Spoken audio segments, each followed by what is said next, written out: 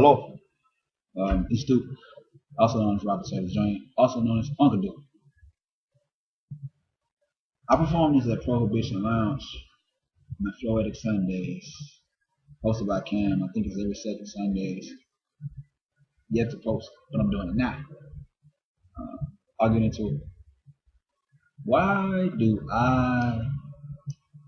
I amuse you? Is it because I'm just a little bit taller than my brother? Speak a little more fluently than my sister? Big bone in all the right areas, so that gives me the potential to be a winner? Yeah, it sounds good, but the truth is, I'm no different. Is it because my swag right? Or is it because I took the time to craft this image to manipulate your idle minds for empty moments that aren't even worth your damn time? I'm committed. Is it because I push life? Therefore meaning success is around the corner? Or is it because I survived and made it out of my hood, therefore meaning I show resilience, therefore meaning I ain't the nigga to fuck with, therefore meaning I'm the one they tried to push out but push back, therefore meaning I'm the nigga you stuck with? See, I ask all these questions and get involved in my ways, not really caring what your answer is. Understanding the problem of today is that our reality is cancerous. We live in a free-ass world where pigeon-hole mind states in a one-up society where everyone goes seems to be the same. And if you say that hits you light, then the intent is only to tap the vein and shed light on how we glorify vanity and glow in vain. Before I move the chains, let me remind you that I said I was no different.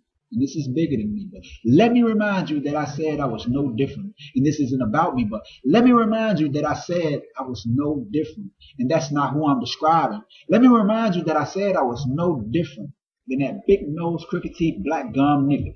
Yes, oh yes, I am all of this image. The one who paid more attention than the teacher paid to him. The one who set the benchmark and observed more worth and experienced more weight of the world than he could bench press. The one who took the back seat, but not because he was forced to, but because he wanted to see how everyone else handled what was up next. You see, I try to push light. But all I ever seem to do is explain how the one-up society ain't all that senseless.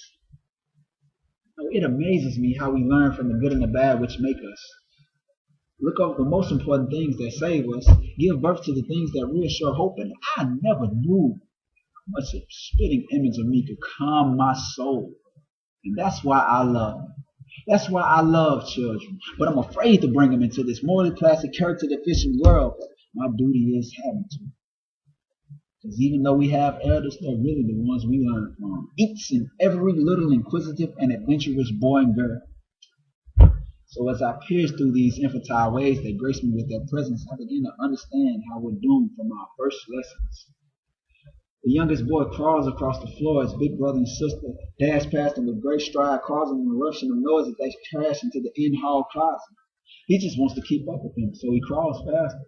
And when he realizes that crawling faster won't keep up with their swift movements, his strengthened little legs begin to walk soon. But walking isn't enough, and he knows this.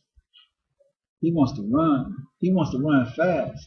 He can barely say 10 words, but he knows the competition is, so he wants to run faster because the fastest get the dough first. And when he finally does capture the dough first, he's going to finally capture victory. And he's going to take that feeling with him for the next 10 centuries. The need to win, the need to be better, the need to think quicker, the need to talk slicker, the need to feel giant, the need to feel defiant, the need to be an individual, the need to claim that this is my shit. And it makes no sense, but all that really tells you is that we're no different. You see, we try to take ownership of what we're psychologically programmed to be, and downstairs with a little personality that we pinch from a seed. And all I really want to tell you is that the only reason I amuse you is that the only thing we have in common is that we're all different. And all we've ever known to do is compete. Yeah, it's called compete.